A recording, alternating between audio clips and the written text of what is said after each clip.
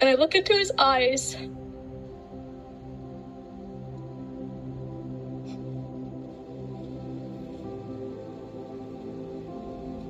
And he wasn't condemning me.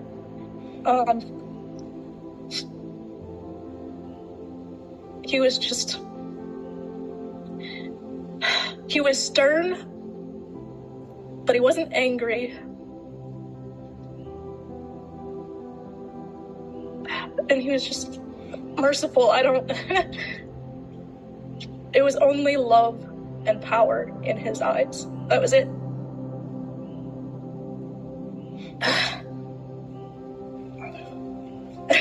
Now you've got me going, so. Because I've looked into those eyes. I know what you're talking about. Yes. They're Please clear and the clearest eyes I've ever seen. Gosh, what happened after that? It's almost as though nothing else matters, doesn't it? No, it doesn't. You look into those eyes.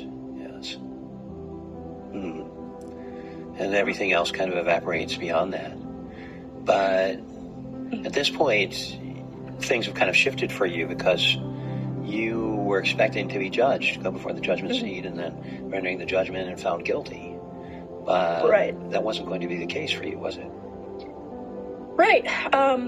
So when I saw my aunt, actually, I expected her to sort of guide me through heaven. I don't know. Being dead is strange. I didn't know what to expect. And at that point, I just figured God would send me wherever he was sending me, away in heaven to rest. And so he surprised me with a choice to come back or go. And he told me, first he explained a little bit about how free will fits into his overarching plan. That I could choose either, that it was all right if I chose either, that he wasn't going to be angry either way. He really emphasized that I had the free choice. And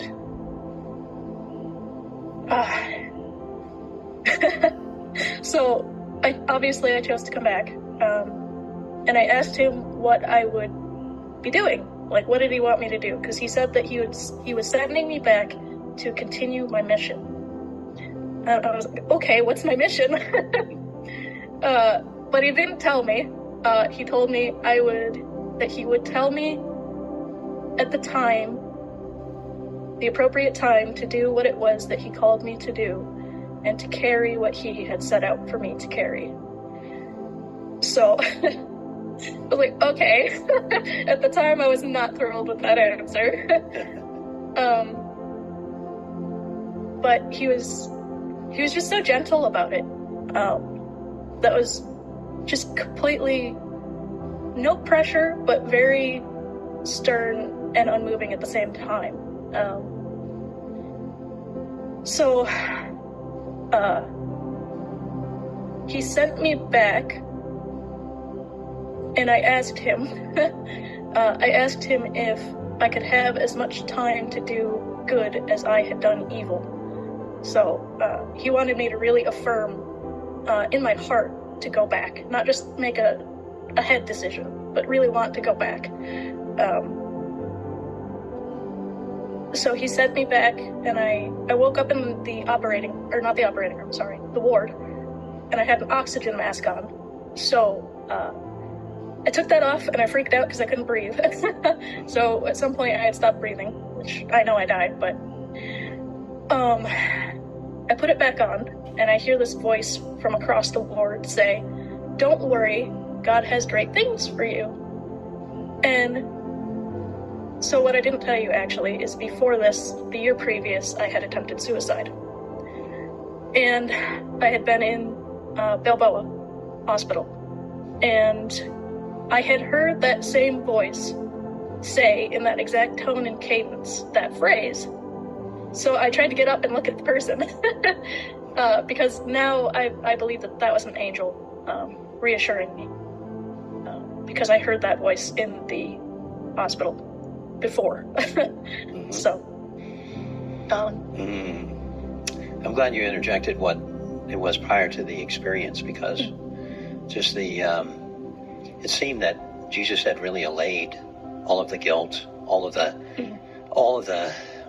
misgivings and about what you had done prior, and it's kind of like he cleansed you of that and assured you that your slate had been wiped clean. Yeah, he, I didn't really understand, I'm gonna start crying again. I didn't understand at all what it was to be a Christian. But Jesus really sort of hammered it home that all he wanted was a relationship. That's all he wants. We're his children, quite literally. And that's what he wants. He just wants us to love him back. I like to say that he wants to save us more than we want to save ourselves. Yes, that's true.